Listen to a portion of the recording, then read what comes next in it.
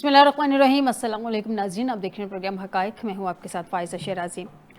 ناظرین، کے پی کے میں جو تحریک انصاف کی گورنمنٹ ہے اس کے اگینسٹ تحریک عدم اعتماد کی باتیں کچھ دن سے گونج رہی ہیں۔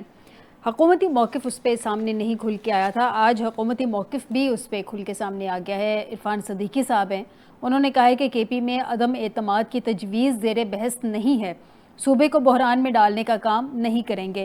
یہ فی الحال باتیں کی جا رہی ہیں، کیونکہ اگر نیشنل لیول پہ گورنمنٹ کو عدم اعتماد کے ذریعے ختم کیا جا سکتا ہے تو پروویژنل لیول پہ بھی کیا جا سکتا ہے اگر یہ چاہیں تو، لیکن ابھی یہ بھی کنفرم نہیں ہے کہ کیا یہ چاہتے ہیں نہیں چاہتے، یہ باتیں گردش میں کیوں ہیں، اس سب پہ بات کریں گے آج کے پروگرام میں۔ اس سب کے علاوہ خواجہ آصف نے وفاقی اور پنجاب حکومت میں پیپلز پارٹی کی شمولیت کا اشارہ دے دیا ہے۔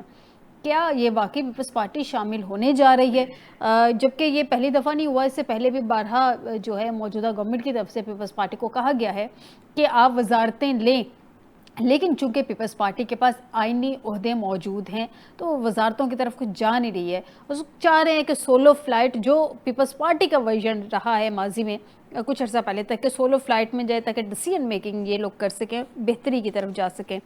اس سب کے علاوہ ناظرین، اسپیکر پنجاب اسمبلی نے سنی اتحاد کونسل کے 26 ارکان کے خلاف ریفرنس دائر کر دیا ہے۔ اس سے پہلے اس طرح کا کوئی بھی ریفرنس دائر نہیں ہوا۔ اسپیکر صاحب کو کیا اتنی جلدی پڑ گئی تھی جو انہوں نے اٹھا کے ریفرنس دائر کر دیا، اس سب پہ بھی ڈیبیٹ ہوگی۔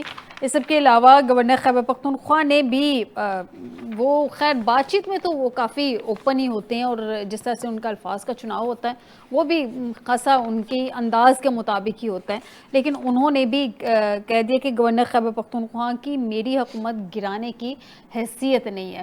یہ ان کا گورنر کے ساتھ اختلاف کوئی نئی بات نہیں ہے، اس سے پہلے بھی جب گورنر فیصل کریم کنڈی صاحب لگے تھے اس وقت بھی ان کے اختلافات سامنے آئے تھے، ایک دوسرے کو کے پی سے وزیر اعلیٰ ہاؤس سے بھی اور کے پی ہاؤس سے بھی نکالنے کی اس وقت باتیں کی جا رہی تھیں۔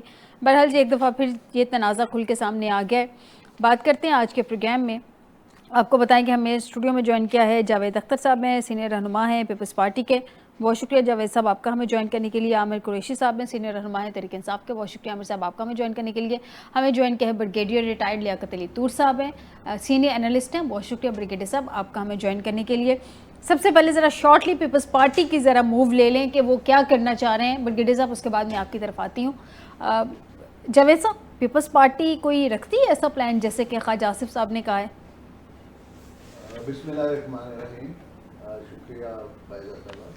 بات یہ ہے کہ پیپلز پارٹی کو جب یہ حکومت وجود میں آئی تھی اسی وقت سے آفر ہے کہ آپ آئیں اور ہمارے ساتھ حکومت کریں جی، لیکن چونکہ پیپلز پارٹی اس کے لیے تیار نہیں تھی، اس لیے پیپلز پارٹی نے نہیں حکومت میں شمولیت اختیار کی تھی۔ اور لیکن اگر دیکھا جائے تو حکومت کے بغیر بھی کام ہو جاتے ہیں، جیسے کہ بلاول بھٹو صاحب نے پاکستان کی جیسے خدمت کی ہے ابھی اور بغیر حکومت کے کی ہے، ایسے لگتا تھا کہ وہ ابھی فورن منسٹر سے بھی اوپر ہیں، کیونکہ باہر کی دنیا میں جیسے ان کو پذیرائی ملی، میں تو وہی تھا امریکہ میں، تو کہ اتنی کسی سٹنگ وزیر اعلیٰ کو نہیں ملی کبھی، سفارتی محاذ پہ کامیابیاں سمیٹی ہیں انہوں نے، اس میں کوئی دو رائے نہیں ہے۔ بھٹو صاحب کو ملی تھی یا ان کو ملی ہے ایز اے فورن منسٹر، اور پورے انہوں نے پاکستان کا موقف ایسے انہوں نے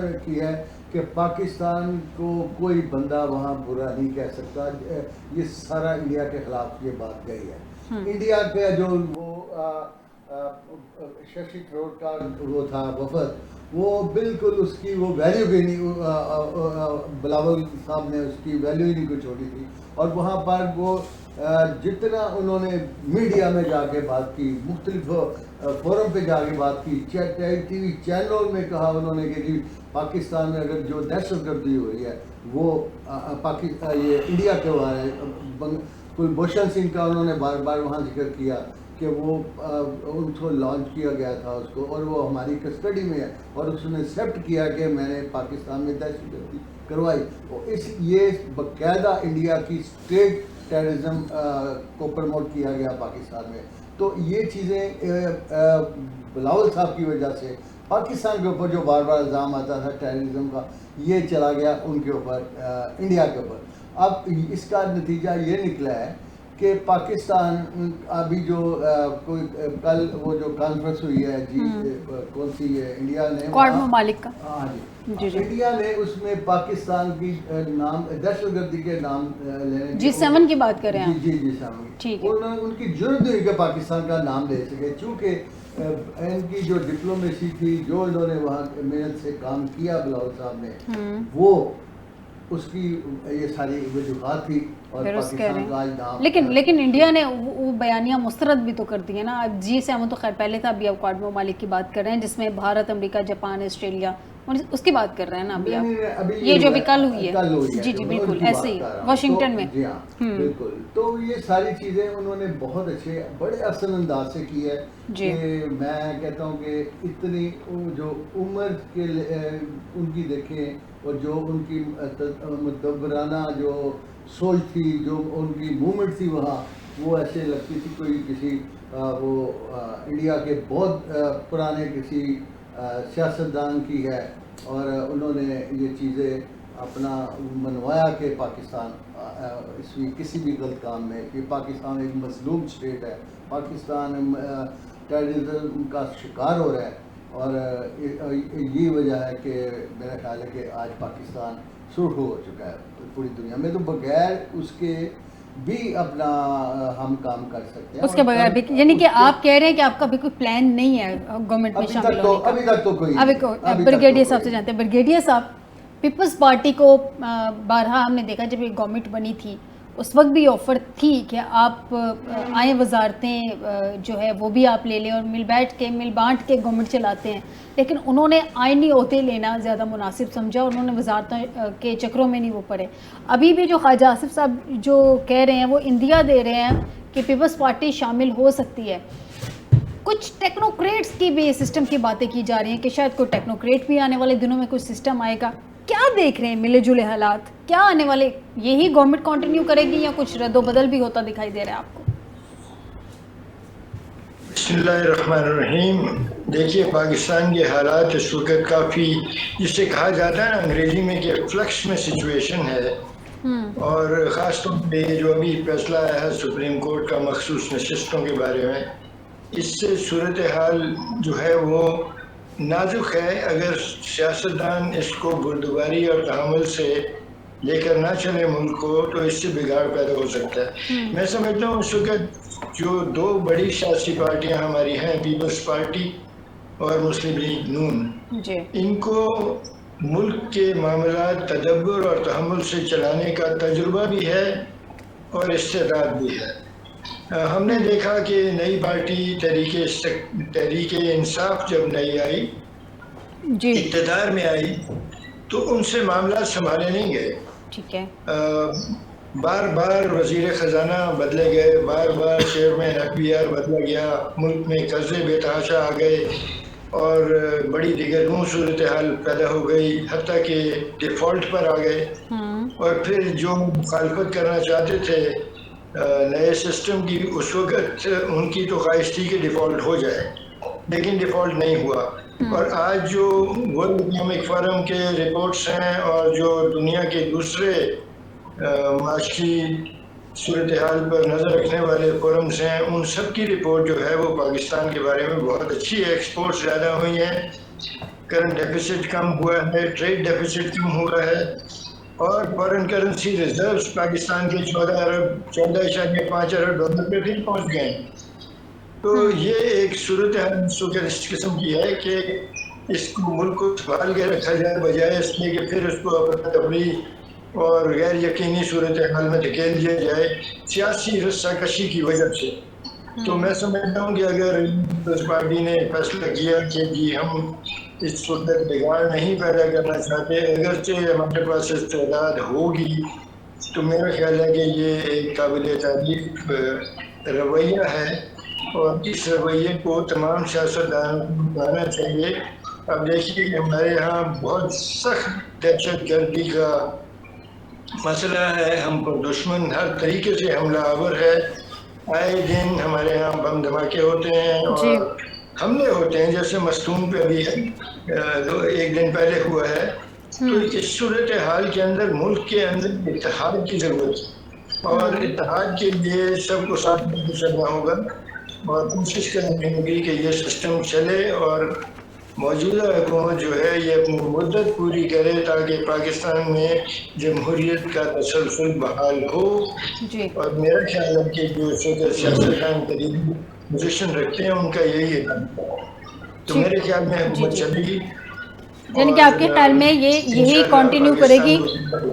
پرائم منسٹر بھی پورا 5 سال کریں گے؟ کیونکہ ابھی تک کی ہماری تاریخ ایک بلیک پرائم منسٹر کے طور پہ رہی ہے، کہ مطلب بلیک ان دا سینس کہ کوئی بھی پرائم منسٹر ابھی تک اپنا 5 سالہ دور اقتدار پورا نہیں کر سکا۔ جی ہاں، ایسا ہوا تو ہے، ہماری تاریخ تو یہی ہے، لیکن اب یہ آگے سے لے کے چلنا ہے ملک کو، تو حکومتوں کو اپنا وقت پورا کرنا چاہیے۔ ہاں، آئینی طریقے سے، آئینی جو انداز ہے اس کو استعمال کر کے اگر عدم اعتماد ہوتا ہے تو اس کو پھر آئینی طور پر چلنا چاہیے، اس میں غیر آئینی حرکتیں نہیں ہونی چاہیے جو ہم پہلے کرتے رہے ہیں پاکستان میں، تو اس کی بڑی تاریخ ہے۔ تو اللہ کرے کہ سب کچھ آئین کے مطابق ہو اور آئین اور قانون کی سربلندی ہو پاکستان کے اندر، یہ ضروری ہے۔ ہم کہتے ہیں کہ دہشت گردی پہ قابو پایا جائے فوجی طریقے سے ہم پا رہے ہیں قابو، فوج تو 24 گھنٹے اس میں کھوئی ہوئی ہے اس کام کے اندر، اور پوری جان فشانی سے یہ کام کر رہی ہے۔ لیکن ملک کے اندر استحکام رکھنا اور سیاست کو اعتدال پہ رکھنا اور ملک کا توازن قائم رکھنا سیاسی، یہ سیاستدانوں کا اور پارلیمنٹ کا کام ہے، اور پارلیمنٹ کو یہ کام کرنا چاہیے۔ بالکل صحیح کہہ رہے ہیں۔ عامر صاحب سے جانتے ہیں۔ عامر صاحب، پیپلز پارٹی کے بارے میں تو میں نے مطلب اپنے دونوں مہمانوں سے پوچھ لیا، ذرا آپ اپنی کے پی کی گورنمنٹ کے بارے میں بتائیں، عدم اعتماد آ رہی ہے آپ کے خلاف؟ کیوں اس طرح کی باتیں کی جا رہی ہیں؟ بسم اللہ الرحمن الرحیم۔ فائزہ بہت شکریہ آپ کا۔ پہلے تو میں کوئکلی ذرا ابھی 2-3 باتیں ہوئی ہیں جاوید صاحب نے، اس کا میں رسپونڈ کرنا چاہوں گا، اور بریگیڈیئر صاحب کی بات کا رسپونڈ کرنا چاہوں گا۔ جاوید صاحب نے کہا کہ جی حکومت مل بانٹ کے چلائیں، تو میں اس پہ کہوں گا کہ ان کا طریقہ کار شروع سے یہ رہا ہے مسلم لیگ نون کا اور پیپلز پارٹی کا، میں نے یہ کہا نہیں کہ نہیں، جو بات ہو رہی تھی کہ ان کا طریقہ کار یہ رہا ہے کہ مل بانٹ کے کھائیں، ایکچوئل جو طریقہ کار ہے۔ دوسری بات میں بریگیڈیئر صاحب کو رسپونڈ کرنا چاہوں گا، جب تک ملک کے اندر سیاسی استحکام نہیں ہوگا، کوئی ایک گورنمنٹ نہیں چلے گی، اس کو چلنے نہیں دیا جائے گا، وہ آپ ان ہاؤس چینج اور چیزیں چینج کرتے رہیں گے، آپ کیسے سمجھ سکتے ہیں کہ کوئی معاشی استحکام ہو؟ ابھی آپ کی وہ جو آپ نے مجھ سے سوال کیا اسی کو کنٹینیو کرتا ہوں۔ اگر آپ کے پی کے اندر لے کے آتے ہیں عدم اعتماد اور اس کے نتیجے میں یہ حکومت گرائی جاتی ہے، تو کیا آپ سمجھتے ہیں کہ وہاں پہ استحکام ہوگا اس کے بعد؟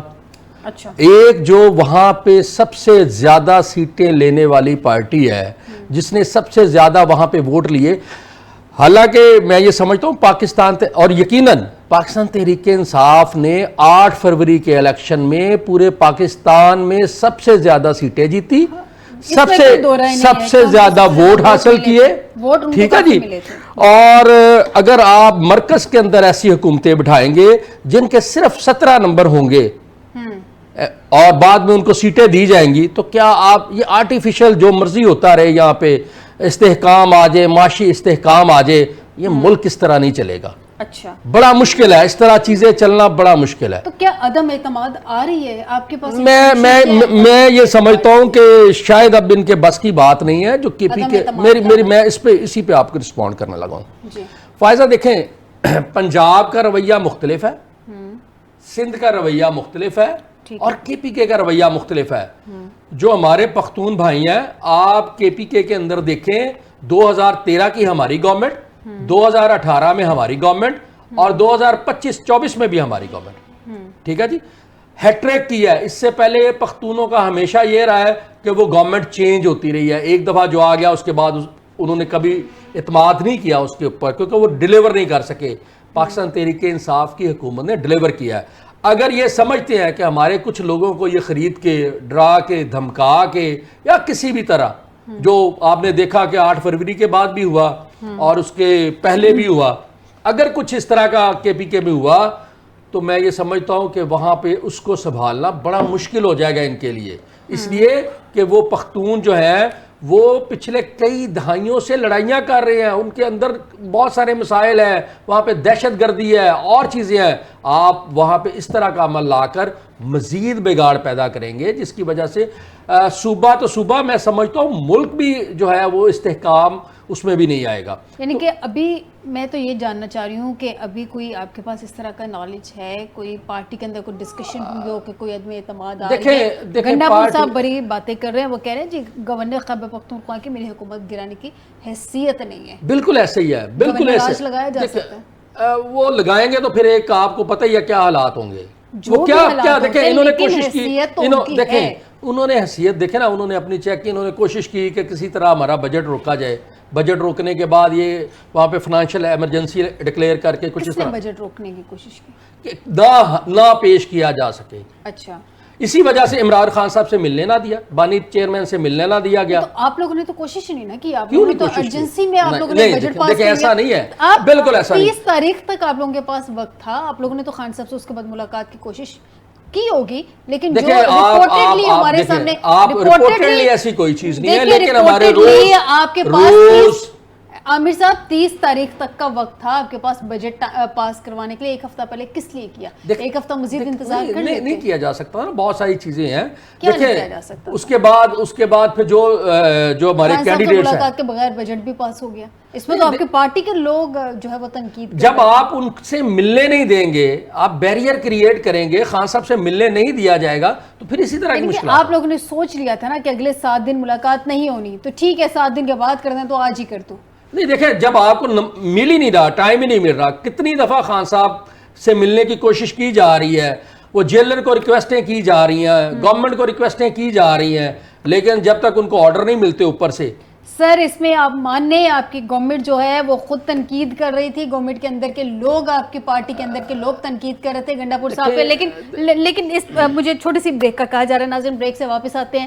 بجٹ کی بڑی امپورٹنٹ ڈسکشن چھڑ گئی ہے. میں نے پہلے بھی چاہ رہی تھی کہ طریقے حساب سے مجھے پتا چلے اتنی ایمرجنسی میں انہوں نے بجٹ کو کیوں پاس کیا تھا, لیکن اس بریک کے بعد